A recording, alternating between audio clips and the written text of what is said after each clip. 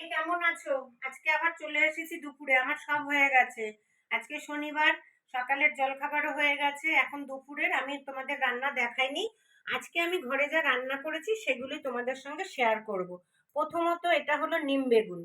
দেখো, নিম বেগুন মেখে আমাদের মানে বাড়ির লোকেরা থালায় মেখে খাবে না, আমি যদি মেখে এরকম গোল করে দেই তাহলে সবাই হাতে নিয়ে খাবে, আমার মেয়েদের মুখে দিয়ে দেবো, তার খাবে।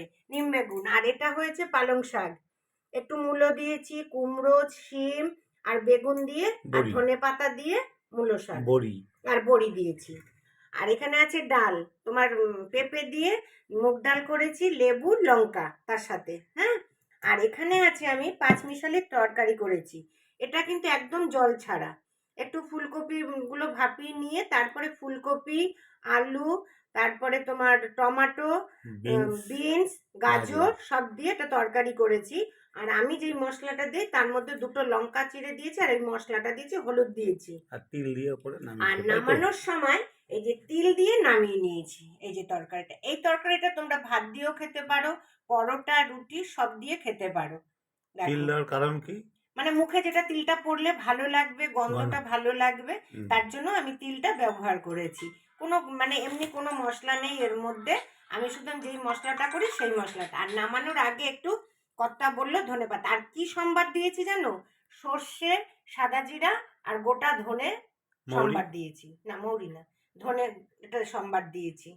দেখো, তাই আজকে আমি তোমাদের, আর এই যে আমার আমের চাটনি, এই চাটনি না হলে আমার দুটো ভাত খাওয়া হয় না, সত্যি কথা বলতে।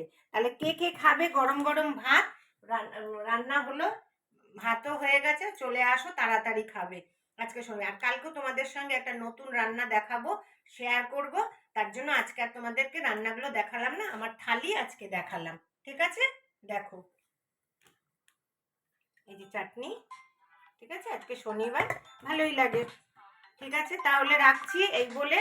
তা তোমরা আমাকে লাইক করবে, শেয়ার করবে, আর আমার চ্যানেলকে সাবস্ক্রাইব করবে। আমার রান্না আরো আগে হয়ে যেত, আরে কুট্টু শেষে জানো না, এই কল খুলে দিয়েছে, আমরা জানি না, নিচে সাদা দেখতে পারিনি, ও পড়ে গেছে, আমিও পড়ে গেছি জল ফেলে দিয়ে, জানো তো, এই জন্য আজকে আমার একটু দেরি হলো। পড়েই আবার বলছে মা পড়ে গেলাম, পড়ে গেলাম, এইরকম করছে, জানো তো। ঠিক আছে, তাহলে রাখছি, সবাই ভালো থাকবে, সুস্থ থাকবে, নমস্কার।